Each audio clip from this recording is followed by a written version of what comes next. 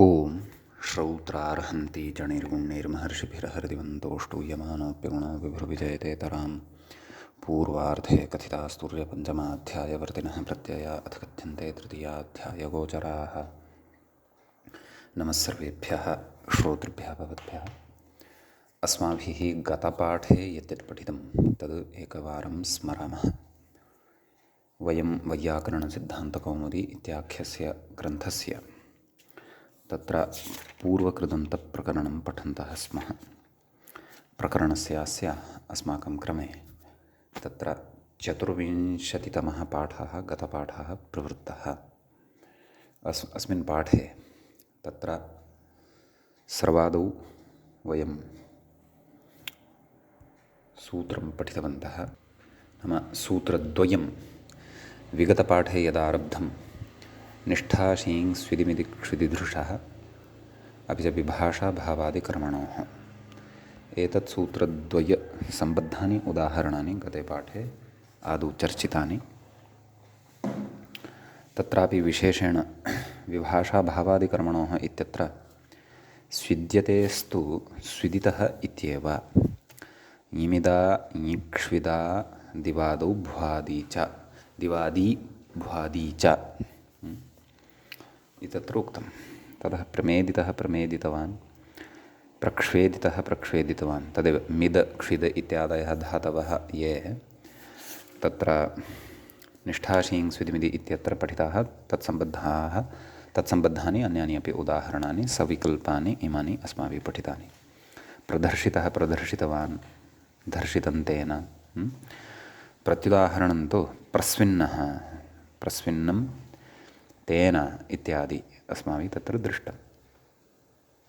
ततः मृषस्तितिक्षायाम् इति तत्र अग्रिमं सूत्रम् अस्माभिः पठितं। तितिक्षायां गम्यमानायां मृषधातोः परतः सेठ निष्ठा या सा किन्न भवति इति सूत्रस्य अर्थः दृष्टः। मर्षितः मर्षितवान् इति उदाहरणद्वयं साधितं। तितिक्षार्थः यदि न भवति तदा तु कित्वनिषेधो न भवति इति कृत्वा अपमृषितं वाक्यम् इत्यादिषु तत्र अपमृषितम् इत्यत्र तत्र गुणः न भवति, नाम क्तप्रत्ययः किदेव भवति इति भावः। अविस्पष्टमिति तस्य अर्थः दृष्टः। तदनन्तरम् उदुपधात् भावादिकर्मणोरन्यतरस्यामिति सूत्रं पठितम्। उदुपधात् परा भावादिकर्मणोः सेण्निष्ठा वा किन्न स्यात् इत्युक्तं। द्युतितं द्योतितं मुदितं मोदितं साधुना, प्रद्युतितः प्रद्योतितः साधुः, प्रमुदितः प्रमोदितः साधुः इत्यादीनि उदाहरणानि दृष्टानि। उदुपधात् इति नोच्येत यदि तर्हि विदितम् इत्यत्रापि क्तप्रत्ययस्य विकल्पेन कित्वाभावः स्यात्, तेन वेदितम् इति अनिष्टं स्यात्। ततः अत्र दलकृत्यं रुचितं कार्षापणं कृष्टम् एतद्वयं दृष्टम्। अत्र वार्तिकं पठितं शब्विकरणेभ्यः एव इष्यते इति। नेह गुध्यतेर्गुधितम् इति। ततः निष्ठायां सेटि इति सूत्रं पठितं। णेर्लोपः स्यात्, नाम निष्ठायां सेटि नाम इट् सहिता निष्ठा यदि परतः भवति तदा णेर्लोपः भवति। भावितः भावितवान् इति रूपद्वयं दृष्टम्। ततः श्वीदितो निष्ठायाम् इत्यत्र एतत् सूत्रसम्बद्धानि कानिचन उदाहरणानि विशेषेण प्रयोजनेन उक्तानि। तत्र शूनः इति रूपं साधितं। व्याख्यायामत्र विशेषेण शास्त्रार्थः अस्माभिः दृष्टः। ततः दीप्तः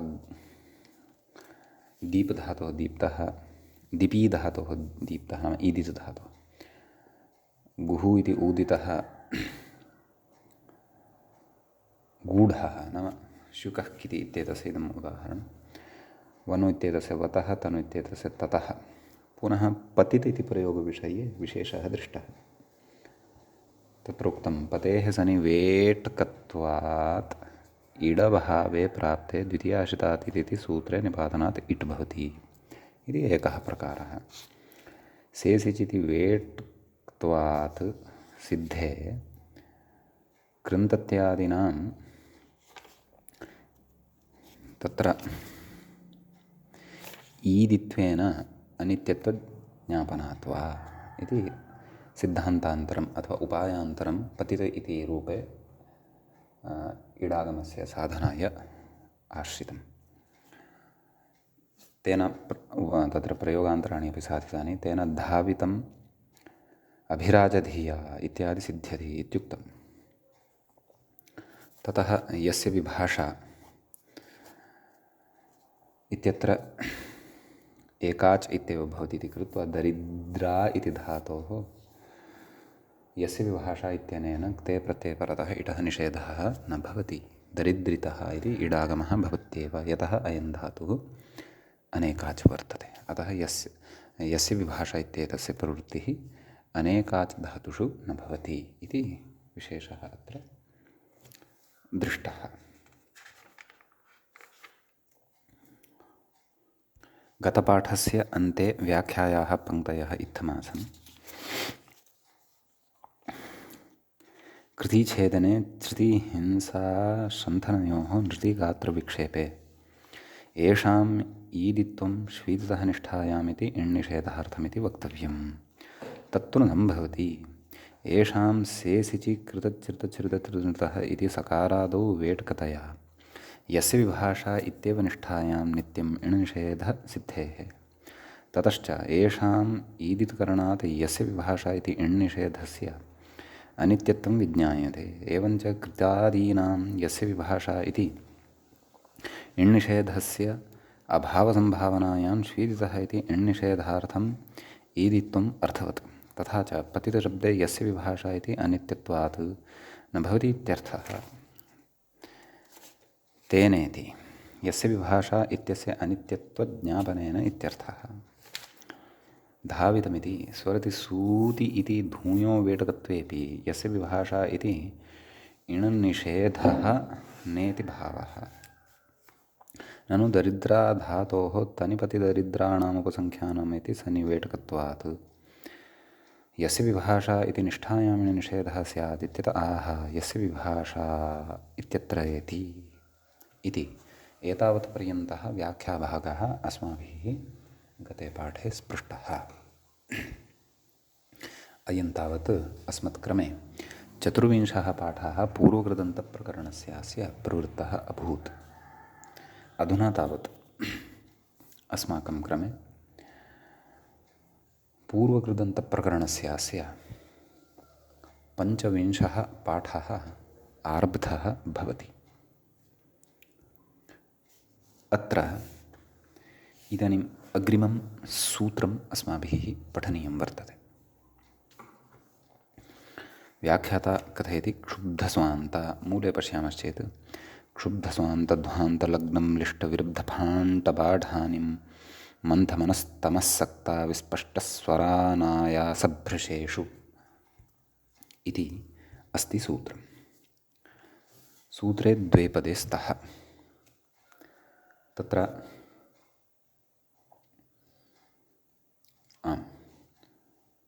क्षुब्धस्वान्तध्वान्तलग्नं लिष्टविरुद्धफाण्टबाढानि इति प्रथमाविभक्तेः बहुवचनान्तं भवति।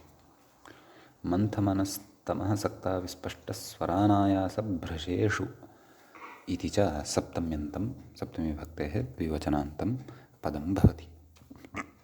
तत्र प्रथमस्य पदस्य विग्रहविषये व्याख्याता कथयति क्षुब्धस्वान्तध्वान्तलग्नं लिष्टविरुद्धफाण्टबाढ येषाम् अष्टानां द्वन्द्वात् प्रथमा बहुवचनम् एवं खलु। मन्थः अग्रे कथयति मन्थः मनः तमः सक्ता अविस्पष्टा। वस्तुतः अत्रापि वक्तुं शक्यते नैव मनः सत्यं सर्वत्र निष्पन्नं पदमेव कथनीयं वस्तुतः व्याख्यात्रा तर्हि, अथवा मूलपदमेव वक्तव्यं। मनः तमः इत्यपेक्षया मनस्तमस् इति वा वक्तव्यं तर्हि अस्तु। मन्थमनः तमः सक्त अविस्पष्ट स्वर अनायास भृश येषाम् अष्टानां द्वन्द्वात् सप्तमी। एवं खलु। यथासङ्ख्यम् अन्वयः नाम प्रथमेन प्रथमः द्वितीयेन द्वितीयः एवं रीत्या यथासङ्ख्यसम्बन्धः यथासङ्ख्यपरिभाषा द्वारा अत्र सम्बन्धः द्रष्टव्यः। समीचीनं। ततः आम् अत्र सूत्रार्थः द्रष्टव्यः वर्तते। व्याख्याता तु कथयति समुदायेनेति। मूले सूत्रार्थं पश्यामः। क्षुब्धादीनि अष्टौ अनिट्कानि निपात्यन्ते। समुदायेन मन्थादिषु वाच्येषु इति व्याख्याता कथयति समुदायेनेति मन्थादिष्वेते रूढाः। अग्रे कथयति अवयवार्थाभिनिवेशः न कर्तव्यः। अस्तु, इतः भिन्नः विषयः। समुदायः नाम मन्थादिष्वेते रूढाः। इतः पूर्वं समुदायेन इति यदुक्तं मूले, समुदायेन नाम प्रकृतिप्रत्ययसमुदायेन मन्थादिषु वाच्येषु नाम मन्थादिषु अर्थेषु वाच्येषु सत्सु इति भावः। समुदायः नाम प्रकृतिप्रत्ययोः समुदायः अत्र विवक्षितः वर्तते ग्रन्थकर्तुः इति अभिप्रायः। समीचीनं। ततः कथयति अग्रे अवयवार्थाभिनिवेशो न कर्तव्यः इत्यतः आह द्रवद्रव्येति। मूले पङ्क्तिः पठनीया। द्रवद्रव्यसम्पृक्ताः सक्तवः मन्थाः। द्रवद्रव्यसम्पृक्ताः सक्तवः मन्थः। एवं खलु। तत्र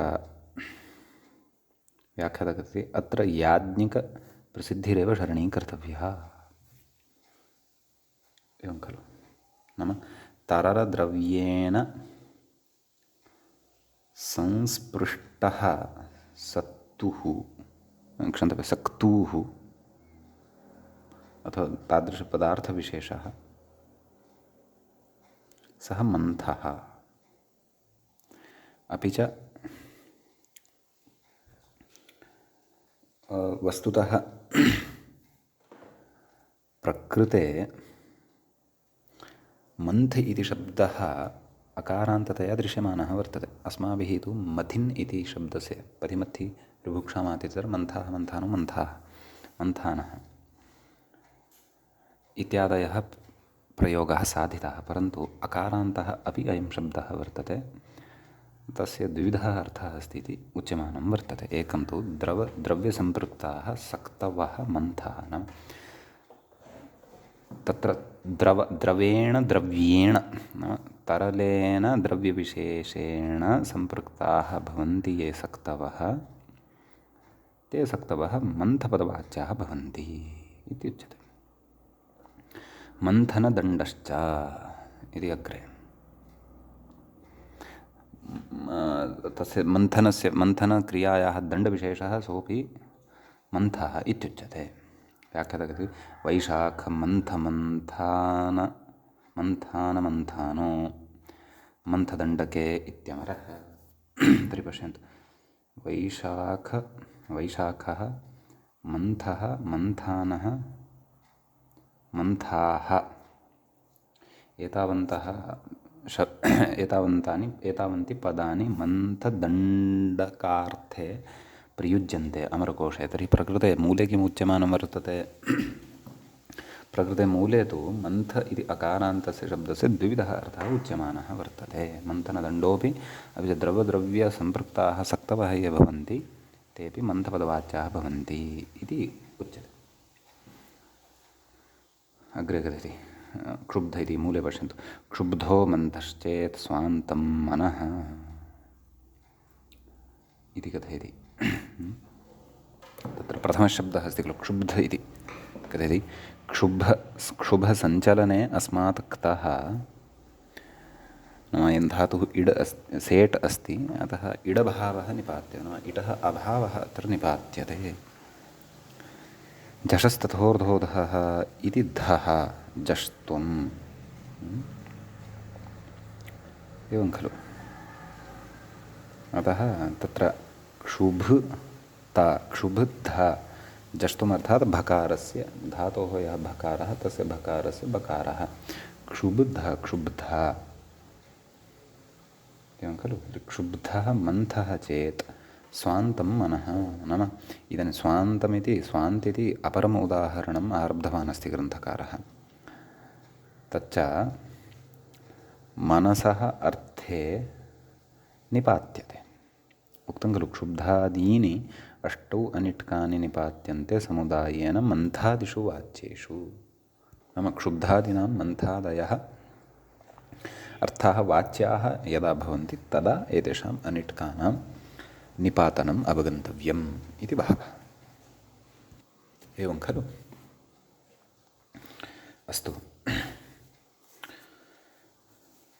अग्रे व्याख्याता कथयति स्वनधातोः क्तः नाम स्वान्त इति शब्दः यः निपातितः तत्र कः धातुः का प्रकृतिः इति सर्वं कथयन् अस्ति व्याख्याता। नाम का प्रकृतिः कः प्रत्ययः कथयति स्वनधातोः क्तः अनुनासिकस्य कुज्झलोः इति दीर्घः नाम वकारान्तः यः वकारात् परतः यः अकारः तस्य दीर्घो भवति एवं खलु। स्वानत निपातनात् नेट् स्वानत स्वान्त। अग्रे कथयति स्वान्तं हृन्मानसं मनः इत्यमरः। अमरकोशेऽपि तथा मानसशब्दस्य पर्यायशब्दत्वेन स्वान्तशब्दः प्रयुक्तः वर्तते। सम्यक्। अतः प्रकृते नाम धातुः अयं सेट् भवति परन्तु प्रकृतसूत्रे प्रत्यये परतः मनसः अर्थे अस्य धातोः अनिट्कत्वं प्रतिपाद्यते अनिट्कत्वम् अनुशास्यते इति अत्र विशेषः वर्तते। अपि च स्वन अवतंसने भौवादिकः सेट् धातुः स्वनशब्दे अयम् अपि शब्दार्थकोऽपि भौवादिकः एव भवति सोऽपि सेड् एव अस्ति। अस्तु ततः मूले उक्तं ध्वान्तन्तमः यतः तृतीयः शब्दः ध्वान्त इति शब्दः वर्तते सः तमसः अर्थे प्रयुज्यते। व्याख्याता कथयति ध्वनेः क्तः समीचीनं। तत्र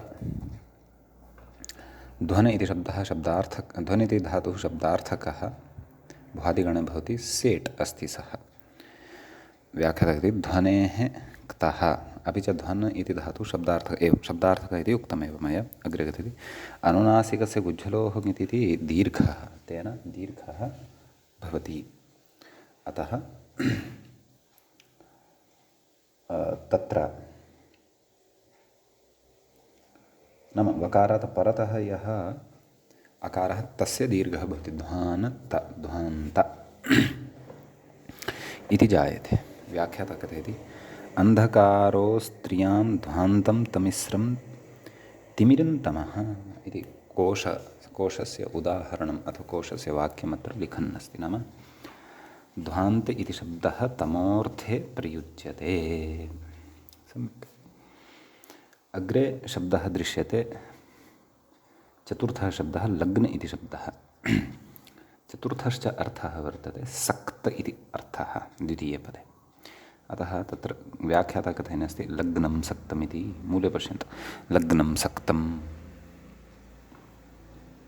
इत्युक्तमस्ति। तत्र कथयति सम्बद्धम् इत्यर्थः। लग्नम् इत्यस्य कोऽर्थः सम्बद्धं नाम लग्नम् इति सक्तार्थे प्रयुज्यते परन्तु पदान्तरं प्रयुज्य इतोपि अर्थस्पष्टतां कुर्वन् अस्ति ग्रन्थकारः सम्बद्धम् इति उक्तं। तत्र कथयति लगेः क्तः एवं खलु। वस्तुतः अत्र लग् संज्ञे अथवा लगे संज्ञे इति एदित् धातुः अपि अस्ति। चुरादिषु तु लग् आस्वादने इति च धातुः भवति।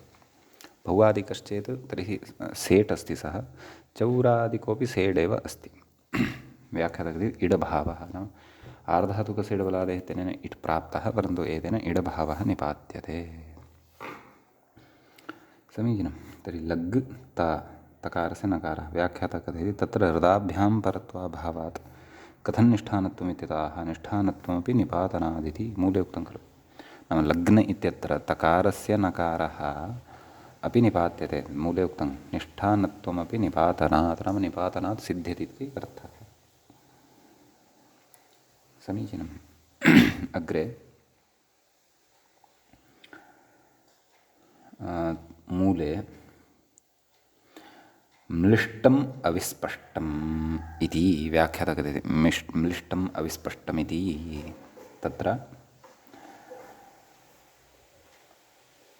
अग्रिमशब्दः प्रथमः अस्माभिः क्षुब्धः पठितः स्वान्तः पठितः ध्वान्तः पठितः लग्न नाम पञ्चमः शब्दः अधुना अस्ति म्लिष्टशब्दः पञ्चमः अर्थः च कः विस्पष्टार्थः वर्तते तर्हि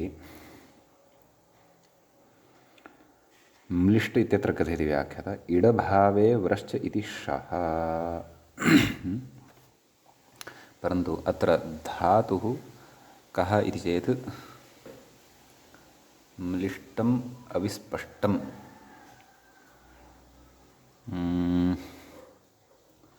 म्लेच्छ इति धातु म्लेच्छ अव्यक्तायां वाची एवं खलु म्लेच्छ तदेव व्याख्यातः कथयति इडभावनम् इडागमः न भवति व्रश्च इति तः व्रश्च व्रश्च सृज् इति शः क्षन्तव्यः शः तर्हि म्लेष् अपि च क्तप्रत्ययः ता इति अवशिष्यते ष्टुत्वेन तस्य टकारः भवति म्लेष्ट इति जातं परन्तु म्लिष्ट इत्यत्र तु ह्रस्वः इकारः अस्ति खलु अतः तदपि प्रायः निपातनादेव वक्तव्यं व्याख्यातः कथयति तकारस्य ष्टुत्वेन टः अथ म्लिष्टम् अविस्पष्टम् इत्यमरः सम्यक् वस्तुतः म्लेच्छ इति धातुरेव अत्र ग्राह्यः यतः म्लिष् इति तु धातुः कश्चन न दृश्यते येन म्लिष्ट इति अत्र साधयितुं शक्नुयाम निपातनादेव म्लेच्छ इति धातौ यः एकारः तस्य एकारस्य ह्रस्वः इकारः इवर्णः अत्र अवगन्तव्यः सा स्पष्टता यद्यपि तत्र व्याख्यातरा न प्रदत्ता वर्तते परन्तु तत्त्वबोधिन्याम् अस्ति तत्र भवन्तः पश्यन्ति चेत् म्लेच्छ अव्यक्ते शब्दे व्रश्च व्रश्च इति षत्वे ष्टुत्वम् इति परन्तु एकारस्य ह्रस्वः इकारः अपि कर्तव्यः इति तत्त्वबोधिनिकारः अपि न कथयन्नस्ति परन्तु मूले तु अस्ति इति कृत्वा अस्माभिः तद् बुद्धौ स्थापनीयमेव समीचीनं ततः अग्रे उच्यते तर्हि म्लिष्टम् इत्यस्य अर्थः कः विस्पष्टम् इति अर्थः भवति एवं खलु अविस्पष्टार्थः भवति अस्तु अग्रिमशब्दः अस्माभिः दृश्यमानः अस्ति सूत्रे विरिब्ध इति व्याख्यातः कथयति विरिब्धस्वर इति विरिब्धः स्वरः स्वरविशेष इत्यर्थः कथयति रेभ्रिशब्दे अस्मात् क्तः रेभ त इडभावे झषस्ततोर्धोधः इति धः अस्ति अत्र उभयत्रापि मूले उच्यमानमस्ति उपधायाः इत्थमपि अग्रे वक्ष्यते अस्तु व्याख्यातः कथयति उभयत्र धातुस्वरूपं प्रदर्शयन्नाः म्लेच्छरेभ्रि अनयोरिति मूले पश्यन्तु म्लेच्छरेभ्रि अनयोः उपधायाः इत्थमपि निपात्यते तदेव यः विषयः मया आरब्धः नाम शङ्कितः यः मया विषयः सः मूले मूलकारेणैव स्फुटतया उक्तः वर्तते अग्रे कथयति इत्थमपि इति इडभावश्चेत्यर्थः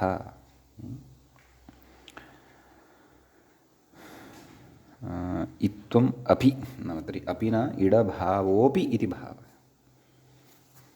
समीचीनम् अतः तत्र एते शब्दाः अत्र निपातिताः भवन्ति नैव अग्रेपि शब्दाः अवशिष्टाः सन्ति नाम विरिब्धशब्दः तत्र स्वरार्थे उक्तः। अग्रे शब्दः अस्ति फाण्टशब्दः।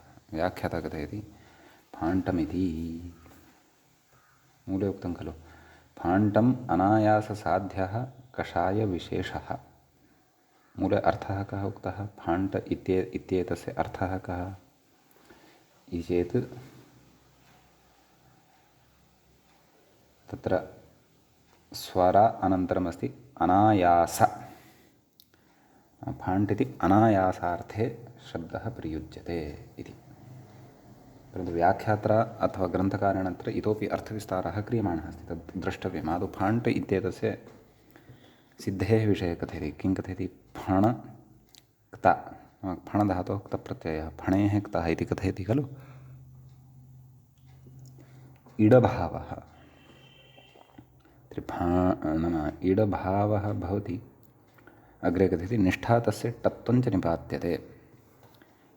फण त तस्य असिद्धत्वात् अनुनासिकस्य इति दीर्घः। अनुनासिकस्य तत्र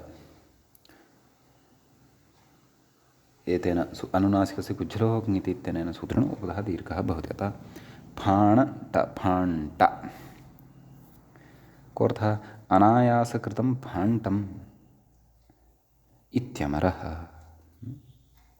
मूले तु अनायासकृतमिति न, अनायासः इत्येव उक्तं वर्तते सूत्रे मूलसूत्रे। अतः तत्र नाम यत्र आयासः न स्यात् कस्यचित् कार्यस्य करणे तत्र फाण्टम् इति शब्दः प्रयोक्तुं शक्यः। ततः वृत्तिकृन्मतमाः नाम काशिकाकारस्य मतं कथयति कषायविशेष इति। मूले उक्तं खलु फाण्टम् अनायाससाध्यः कषायविशेषः इति वृत्तिकर्तुः मतम् अत्र उच्यमानं वर्तते। अग्रे कथयति यदश्रितम् अपिष्टञ्च कषायमुदकसंसर्गमात्राद् विभक्त रसम् ईषदुष्ण तत्फाण्टमित्युच्यते इति वृत्तौ स्थितं। न वृत्तौ काशिकाग्रन्थे इत्थम् अत्र उक्तं वर्तते इति भावः। एषा पङ्क्तिरेव काशिकायाः वर्तते। अस्तु, अग्रे कथयति वेदभाष्ये आहेति। मूले पश्यन्तु माधवस्तु नवनीतभावात् प्राग् अवस्थापन्नं द्रव्यं फाण्टमिति वेदभाष्ये आह। वेदभाष्ये फाण्टशब्दस्य अयमर्थः कृतः वर्तते। अग्रे व्याख्याता तत्र कथयति तद्वै नवनीतं भवति कृतं वै देवानां फाण्टं मनुष्याणाम् इति शतपथब्राह्मणव्याख्यावसरे आह। कः आह? माधवाचार्यः आह कथयति इति। नवनीतभावात् प्रागवस्थापन्नं द्रव्यं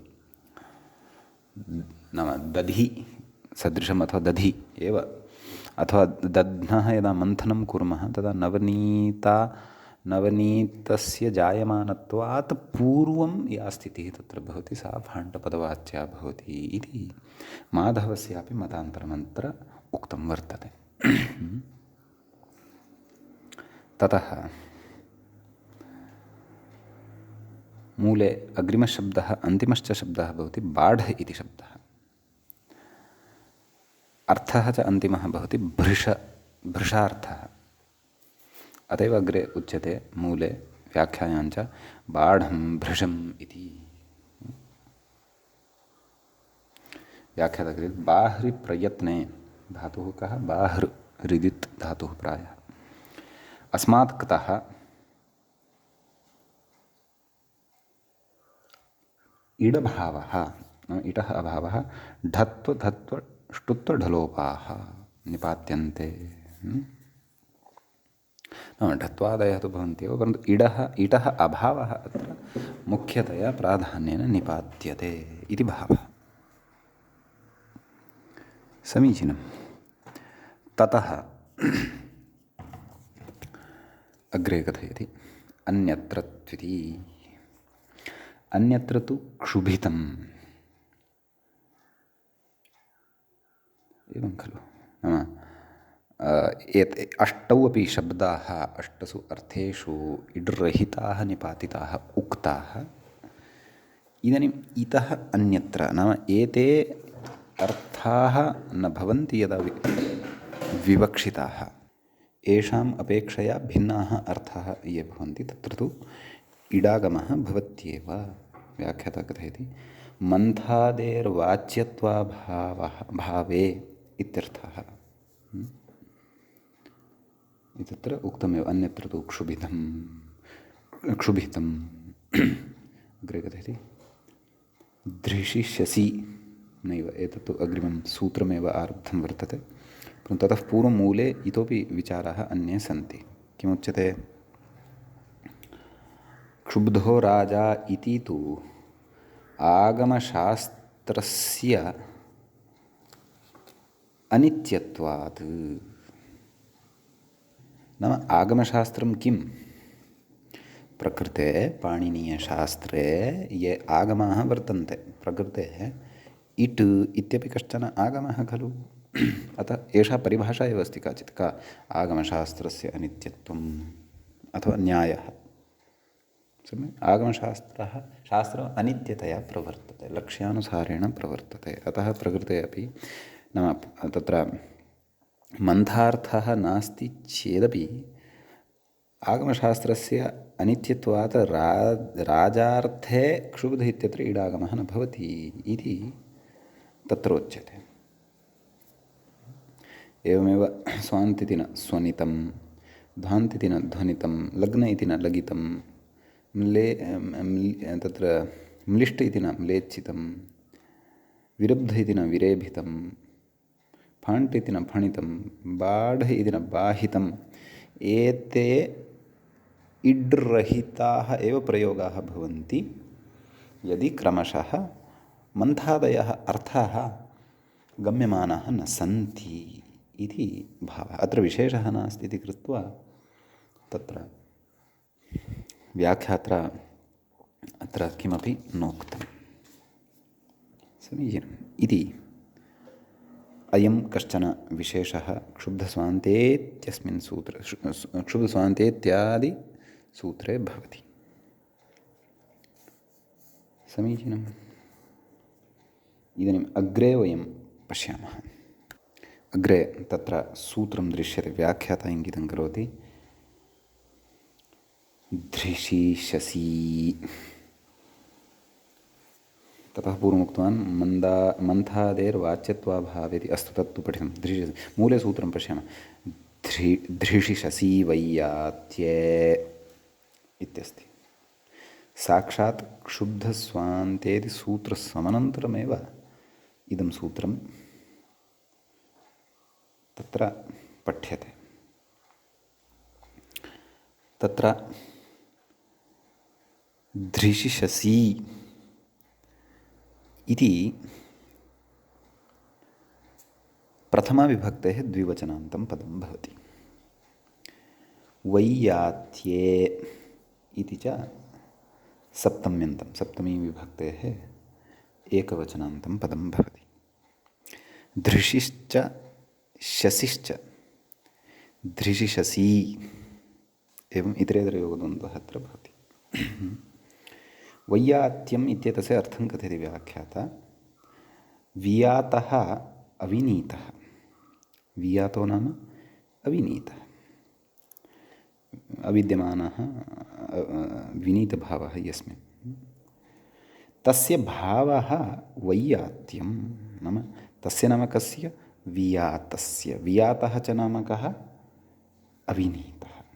तर्हि वैयात्यम् इत्येतस्यापि अर्थः अवलोकितः। अग्रे कथयति तत्र नीदृशा प्रागल्भ्ये इत्यस्य आदित्वात् एव इणनिषेधः सिद्धः। एवं खलु? आदितश्च इति पूर्वं पठितं खलु। शसुहिंसायाम् इत्यस्य तु उदितो वा इति क्त्वायां वेटकत्वात् यस्य विभाषा इति इणनिषेधः सिद्धः। अतः नियमार्थम् इत्यत आह अविनये एवेति। मूले पश्यन्तु। एतौ निष्ठायाम् अविनये एव अनिटौ स्तः इति नियमार्थम् अत्र उच्यमानो वर्तते। सम्यक्। अविनयात् भिन्ने अर्थे तु एतौ सेटौ एव इति भावः। अग्रे कथयति धृष्टः विशस्त इति मूले पश्यन्तु। धृष्टः विशस्तः धृषधातोक्तप्रत्यये सति धृष्टः शसद् विसर्गपूर्वकात् शसधातोक्तप्रत्यये सति विशस्तः इडागमो न भवति।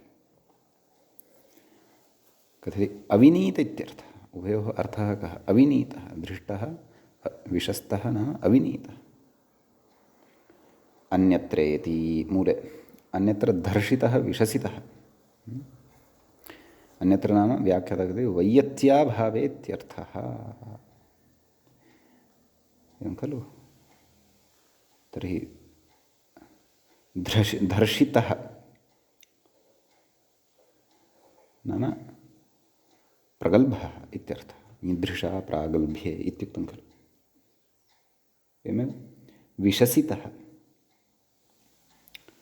तत्र शसु हिंसायाम् इत्युच्यते खलु। अतः प्रकृते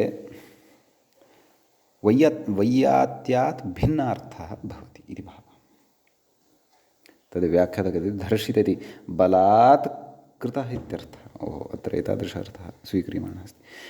विशसित इति हिंसित इत्यर्थः। कथयति अत्र वैयत्याभावात् इणनिषेधो नेति भावः। अस्तु, सम्यक्। अग्रे कथयति ननु धृषेः आदित्वात् विभाषाभावादिकर्मणोः इति भावे आदिकर्मणि च इडविकल्पे प्राप्ते तदंशे नित्यार्थोत्तर विधिरस्तु। एवं खलु। ततश्च भावादिकर्मभ्याम् अन्यत्र वैयात्याभावेपि आदितश्च इति इणनिषेधः एव स्यात् इत्यतः भावादिकर्मणोस्त्विति मूले पश्यन्तु। भावादिकर्मणोस्तु वैयात्ये धृषिर्नास्ति। व्याख्याते नास्ति इति कुतः? अनभिधानादिति भावः। नाम तत्र अभिधानमेव नास्ति भोः। कथयति तत्र वृद्धसम्मतिमाः अत एवेति मूले पश्यन्तु। अत एव निपातना नियमार्थमिदं सूत्रमिति वृत्तिः। व्याख्याता किं कथयन् अस्ति पश्यन्तु। तत्र वृद्धसम्मतिमाः खलु। यत्र अपेक्षा अस्ति तत्र वृत्तिकारः वृद्धः भवति। यत्र अपेक्षा नास्ति तत्र वृत्तिकारः भाष्यविरुद्धः भवति। क्वचित् वृद्धः क्वचित् भाष्यविरुद्धः इति सर्वं भवति कौमुद्यां। नाम तदेव यत्नः स एव यत् शुद्धं भाष्यसमन्वितम् एव अर्थं गृहीत्वा वयं समन्वयनं कुर्याम। अथवा सिद्धान्तं यदि क्वचित् दुष्टं जातं वर्तते तस्य शुद्धीकरणं कथञ्चिदपि जायेत इत्येव यत्नः। व्याख्याता कथयति अत एवेति कथयति भावकर्मणोर्धृषेः अनभिधानादेव इत्यर्थः। अन्यथा धृषेः आदित्वात् विभाषाभावादिकर्मणो इति भावे आदिकर्मणि च ईडविकल्पे प्राप्ते तदंशे नित्यार्थतया विधानार्थत्वापत्तेः इति भावः। अग्रे कथयति चिन्त्यमिति मूले उक्तं खलु। किं? धृषेः आदित्वे फलं चिन्त्यमिति हरदत्तः। सम्यक्। हरदत्तमतं कथयति इदानीं व्याख्याता। नाम कथं किमर्थं चिन्त्यम् इति कथयति। धृषेः आदित्वं हि न वैयात्ये आदित्वलक्षणे आदित्वलक्षण इणनिषेधार्थं। नाम धृषेः आदित्वं यद् वर्तते तद् हि वैयात्ये आदित्वलक्षण इणनिषेधार्थं न। अग्रे धृषि वैयात्ये इत्येव सिद्धेः नापि वैयात्यादन्यत्र आदित्वलक्षणेन नाम आदित्वलक्षण इणनिषेधार्थं। कुतः? धृषेर्वैयात्ये एव इणनिषेधनियमेन ततोऽन्यत्र आदित्वलक्षण निषेधः भावात् नापि दृशेर्वैयात्ये भावादिकर्मणोर्विषये विभाषा भावादिकर्मणोः इति विकल्पार्थं कुतः कथयति भावादिकर्मणोर्वैयात्ये धृषेरनभिधानात् तस्मात् धृषेरादित्वं व्यर्थमिति हरदत्तः आह आह नाम कथयति इति भावः। तर्हि हरदत्तस्य मतमपि अत्र विस्तरेण प्रतिपादितवान् एषः ग्रन्थकारः। अग्रे कथयति माधवस्त्विति कथयति अवैयात्ये भावादिकर्मणोः मूले आदौ माधवमतं पठनीयं। माधवस्तु भावादिकर्मणोः अवैयात्ये विकल्पम् आह धृष्टं धर्षितं प्रधर्षितः कथयति अवैयात्ये भावादिकर्मणोः अनभिधाने प्रमाणाभावादिति भावः। तत्र अवैयात्ये भावे उदाहरति धृष्टं धर्षितम् आदिकर्मण्युदाहरति प्रधृष्टः प्रधर्षित इति माधवस्य मतम् अस्ति। अतः विवादे अहं मदीयं विचारम् अथवा मदीयं निर्णयं न कथयामि। अत्र विदुषां यथा यथा मतानि सन्ति तानि मतानि आदाय भवतां पुरतः स्थापयामि। ततः भवन्तः अध्येतारः यं मतं गृहीतुम् इच्छन्ति तद् गृहीत्वा तत्र समन्वयनं कुर्वन्तु इति चतुरः कौमुदीकारः स्वीयं मतम् अत्र नोक्तवान्। प्रौढमनोरमायां किमपि उक्तं स्यात् द्रष्टव्यं। समीचीनम् इति विशिष्टः कश्चन विचारः अत्र द्रष्टुं शक्यते। समीचीनम् अग्रे अधुना पश्यामः। आम् सूत्रं पठनीयमस्ति अग्रे। व्याख्याता तत्र मूले व्याख्यायाञ्च तत्र सूत्रं दृश्यते दृढस्थूलबलयोः इति। तत्र दृढः इति प्रथमान्तं पदं भवति। प्रथमाविभक्तेः एकवचनान्तं भवति। स्थूलबलयोः इति षष्ठ्यन्तं भवति पदं। क्षन्तव्यः सप्तम्यन्तं भवति। सप्तमीविभक्तेः द्विवचनान्तं स्थूलञ्च बलञ्च स्थूलबले तयोः स्थूलबलयोः। समीचीनं। व्याख्याता कथयति बलशब्दः अर्ष आद्यजन्तः बलवत्परः। बलम् अस्य अस्ति अथवा बलम् अस्मिन् अस्ति इत्येतस्मिन् अर्थे बलवत्परः वर्तते। नाम तत्र अर्ष आदिभ्यो चित्तेन मतुबर्थः अच विहितः वर्तते इति भावः। तदाह बलवति चेति इति।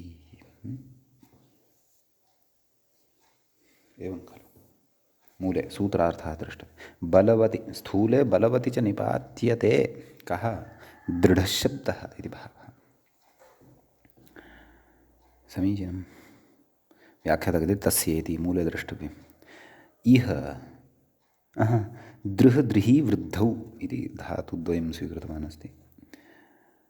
तस्येड् भावः तस्येडभावः नाम तस्य इटः अभावः। व्याख्याता कथयति निष्ठातकारस्य ढत्वं निपात्यते इत्यर्थः खलु। तस्य ढत्वम् इत्युक्तम्।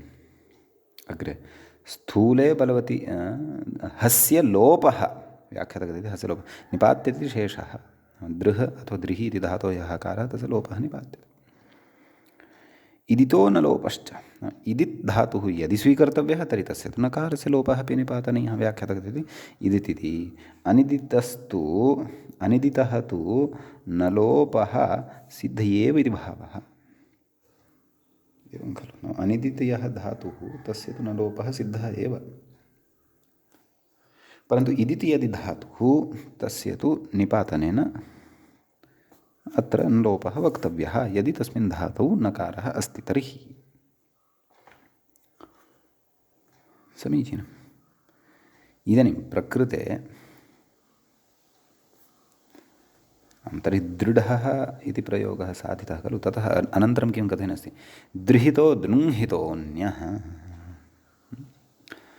वस्तुतः दृह् दृही इति धातुद्वयं यद् उच्यमानं वर्तते तत्र दृह् इति धातुः तु एकः, तत्र नकारः न दृश्यते। दृहि इत्यत्र इदिल्लक्षणनुं नकारत्वेन आगच्छेत्। तस्य अपि नकारस्य निपातनवशात् न लोपः वक्तव्यः इति मूले उक्तं वर्तते। ततः दृहितः दृङ्हितः, दृह् धातुः यः अस्ति तस्य क्तप्रत्ययपरतः ईटि च सति दृहितः इति प्रयोगः भवति। वृद्धः इत्यर्थः।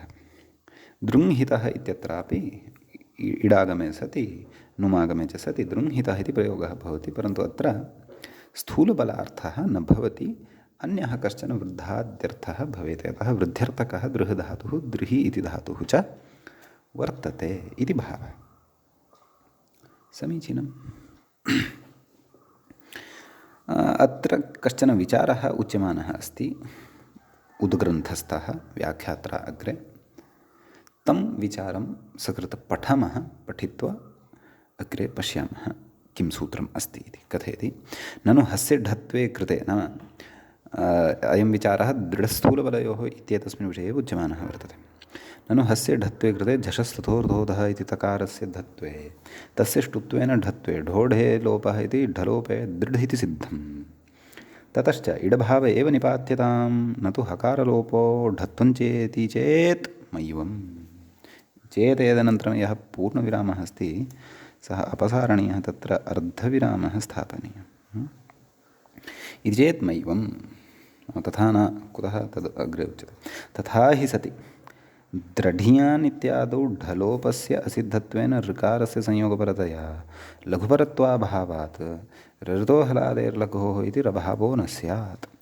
अत्र हकारलोपस्य ढत्वस्य च निपातने तु ऋकारस्य न संयोगपरकत्वम्। एवं खलु। अस्य हलोपस्य साप्निमिकत्वेन असिद्धत्वाभावात् इति भाष्ये स्पष्टम्। यतः दृढियान् इति शब्दः साधनीयः चेत् तत्र दृढ इति शब्दः आदौ अपेक्षितः खलु। एवं खलु। अतः तत्र रऋतो हलादेर्लघोः इत्येतस्य प्रवृत्तिः यदि कारणीया तर्हि तत्र निपातनमेव अनयोः वक्तव्यम्, न तु तत्र प्रकारान्तरेण ढत्वं वा ष्टुत्वं वा अत्र वक्तव्यम् इति भाष्यस्थः कश्चन विचारः अत्र उक्तः। द्रढियान् इति प्रयोगः नाम एतादृशः प्रयोगः तद्धितेषु अस्माभिः साधितः ईयसुन् प्रत्ययान्तः। अतः अत्रत्यस्य विचारस्य नाम सम्यक्तया एकैकमपि घट्टं व्युत्पत्तेः चिन्तयामः यदि, तर्हि अत्रत्यस्य विचारस्य अवगमने क्लेशः एव न स्यात् इति अहं चिन्तयामि। अस्तु इति एतावान् विशेषः दृढस्थूलबलयोः इति सूत्रगतः भवति। अधुना वयम् अग्रिमं सूत्रं पठामः।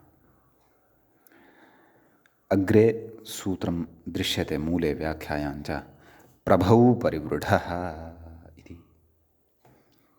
समीचीनम्। अत्र सूत्रे प्रथमं पदं भवति प्रभौ इति सप्तम्यन्तं भवति। सप्तमी विभक्तेः एकवचनान्तं प्रभु इति उकारान्तस्य। सम्यक्।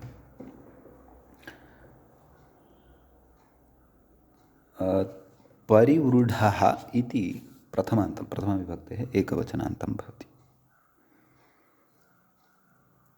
व्याख्याता कथयति प्राग्वदिति, मूले उक्तं खलु बृहव्रीहि वृद्धौ निपातनं प्राग्वत्, नाम तकारस्य तकारढत्वस्य हलोपस्य च इत्यर्थः। नाम हलोपस्य च निपातनं प्राग्वत्। यतः दृढ इत्यत्र निपातनविषयः अस्माभिः श्रुतः तदुत्प्रकृतेपि परिसरपूर्वस्य बृहि इति धातोः निपातनम् अवगन्तव्यम्।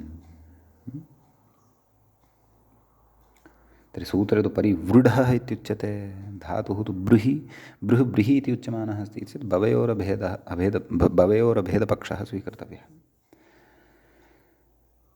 एवं खलु भागुरीमते प्रायः सः पक्षः अथवा आचार्यान्तराणां मते सः पक्षः व्याकरणान्तरे लभ्यते, परन्तु स्वीक्रियते शब्दानां सिद्ध्यर्थम्। अग्रे च कथयति परिबृहितः परिबृंहितोऽन्यः, नाम अत्र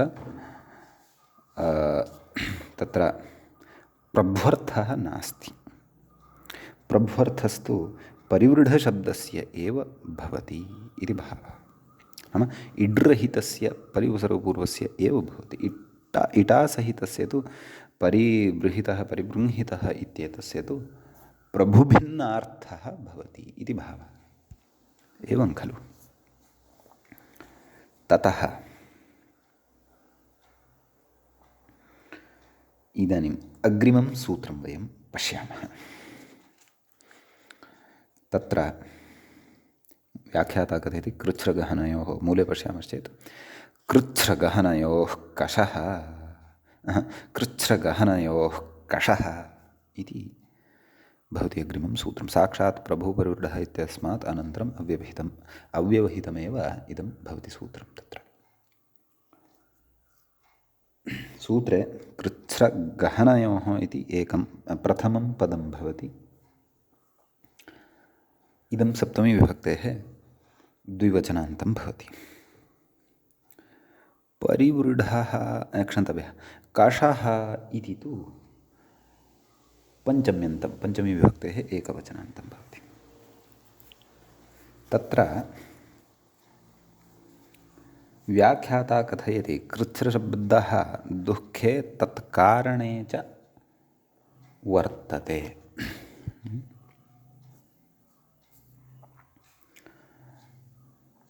तत्र कष्टं दुःखं तत्कारणं चेति इति सर्वमस्ति, परन्तु आदौ मूले यः सूत्रार्थः दृश्यते कः कषः निष्ठायाः इण् न स्यात्, एतयोः अर्थयोः अयम् अर्थः कुतः लब्धः इति चेत् प्रकृते श्वीदितो निष्ठायाम् इत्यतः निष्ठायाम् इत्यनु वर्तते, नेड्वशीकृति इत्यतः न इट् एतद्वयं च अनुवर्तते। अतः अयम् अर्थः लभ्यते कषः निष्ठायाः इण् न स्यात्, एतयोः अर्थयोः। कयोः अर्थयोः? कृच्छ्रार्थे गहनार्थे च। तत्र कृच्छ्रविषये व्याख्यात्र उच्यमानमस्ति कृच्छ्रशब्दः दुःखे तत्कारणे च वर्तते। अग्रे च कथयति कष्टं दुःखं तत्कारणं चेति। कष्टं दुःखं तत्कारणं च। अग्रे च कथयति स्यात् कष्टं कृच्छ्रम् आभीलम्। आभीलम् इति अपि कृच्छ्रस्यैव नामान्तरम् अथवा कष्टस्य अथवा दुःखस्यैव नामान्तरं पर्यायशब्दः भवति इति भावः। व्याख्याता कथयति स्यात् कष्टं कृच्छ्रमाभीलम् इति अमरकोशवाक्यं दुःखकारणे उदाहरति। कष्टो मोह इति दुःखकारणे अयं क्तान्तशब्दः इड्रहितः उदाह्रियमाणः अस्ति। कषधातौ क्तप्रत्यये तत्र ष्टुत्वेन तकारस्य टकारो भवति कष्टो मोहः। सम्यक्। गहने उदाहरति कष्टं शास्त्रमिति। गहनशब्दं विवृणोति दुरवगाहम् इति इत्यर्थः। सम्यक् वा न वा? नाम तत्र दुश्शकतया अथवा क्लेशेन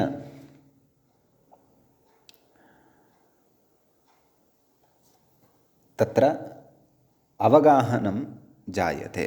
नाम सहजतया सरलतया नावगम्यते, तपः कर्तव्यं भवति। यथा भवन्तः सुधीयश्रोतारः प्रतिदिनं स्वाध्यायं कुर्वन्ति, तद्वत् तपः कर्तव्यं भवति, क्रमेण अध्येतव्यं भवति। तदा ज्ञायते किं प्रचलति, कः अर्थः कः विचारः अत्र क्रियमाणः अस्ति इति, वा न वा? उपरिष्टात् मध्ये मध्ये वा क्वचित् प्रयोजनं दृष्ट्वा चेत् शास्त्रस्य अवगाहनं, नाम तस्य अन्तः प्रविश्य तस्य सिद्धान्तः कः इति अवगन्तुं न शक्नुमः इति भावः अस्ति अत्र कष्टं शास्त्रम् इत्येतस्य उदाहरणस्य। दुरवगाहम् इति उक्तमेव, समीचीनं। कषितमन्यत् नाम यत्र तु इडागमः भवति तत्र तु भिन्नः अर्थः। कषहिंसार्थः अयं धातुः भवति, तत्र भिन्नः अर्थः भवति। तत्र कृच्छ्रार्थः गहनार्थः न भवति इति भावः। इति अयम् एतावान् विशेषः अस्मिन् सूत्रे भवति। इदानीम् अग्रिमं सूत्रं पठामः। मूले व्याख्यायाञ्च शब्दः सूत्रं दृश्यते, घुषिरविशब्दने इत्यस्ति। तत्र सूत्रे प्रथमं पदं वर्तते घुषिः, प्रथमान्तमिदं, प्रथमाविभक्तेः एकवचनान्तम्। द्वितीयं भवति अविशब्दने इति सप्तम्यन्तं भवति। तत्र मूले सूत्रार्थः कृतः खलु, घुषिर्निष्ठायाम् अनिट् स्यात्, तदेव शीदितो निष्ठायाम् इत्यतः निष्ठायाम् इति, नेड् वशीकृति इत्यतः च नेट् इति च अनुवर्तते इति भावः। तत्र उदाह्रियते, घुष्टारज्जुः एवमस्ति खलु।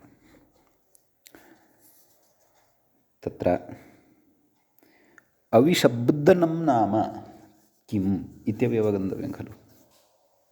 तत्र न विशब्दनम् अविशब्दनं, विशब्दनं नाम शब्दविशेषः, विशेषेण शब्दविशेषः कश्चन, तस्य अभावः अविशब्दनं। तर्हि अत्र किमुच्यते, घुष्टारज्जुः, सम्यक् कथयति, उत्पादिता इत्यर्थः।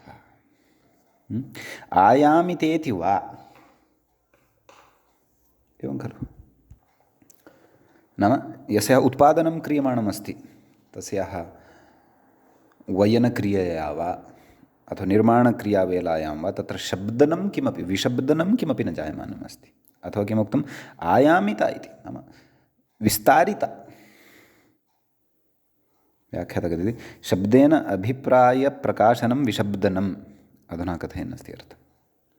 तदाह शब्देनेति मूले ततः पूर्वं किम् उक्तवान्, अविशब्दने किं घुषितं वाक्यम्, अत्र तु शब्दः जायते वाक्यस्य कथनादिसमये।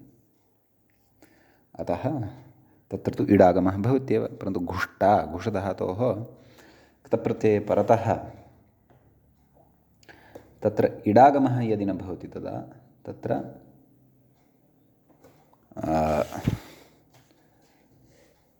तत्र अविशब्दनार्थे सति घुष्टारज्जुः नाम रज्ज्वाद्यर्थः तत्र अवगन्तव्यः भवति। घुषिर अविशब्दने, धातुपाठे धातोः अर्थोऽपि अयमेव निर्दिष्टः अस्ति, घुषिः अविशब्दने। धातुपाठे तत्र अविशब्दनं धातोः अर्थः वर्तते प्रकृते तु इटः विषये, नाम अविशब्दनार्थः यदि गम्यमानः अस्ति घुषधातोः चेदेव इटः अभावः, अन्यथा इडागमः भवति इति भावः। शब्देनेति मूले पश्यन्तु, तदाह शब्देनेति मूले उक्तवान् खलु, शब्देन प्रकटीकृताभिप्रायम् इत्यर्थः, किं वाक्यम् इति एतावान् विशेषः अस्मिन् सूत्रे भवति। इदानीम् अग्रिमं सूत्रं वयम् अग्रिमे पाठे पठिष्यामः। अद्यतनपाठः तावत् अत्रैव उपसंह्रियते। मङ्गलं कुर्मः। श्रौत्रार्हन्ति चणैरुण्णैर्महर्षिभिरहरदिवं तोष्टूयमानोऽप्यगुणो विभुर्विजयते तरां पूर्वार्धे कथितास्तुल्यपञ्चमाध्यायवर्तिनः प्रत्यया अथ कथ्यन्ते तृतीयाध्यायगोचराः। एवञ्च तत्र पूर्वकृदन्तप्रकरणस्यास्य अस्माकं क्रमे पञ्चविंशः एष पाठः सम्पन्नतां गतः। नमः सर्वेभ्यः श्रोतृभ्यः भवद्भ्यः।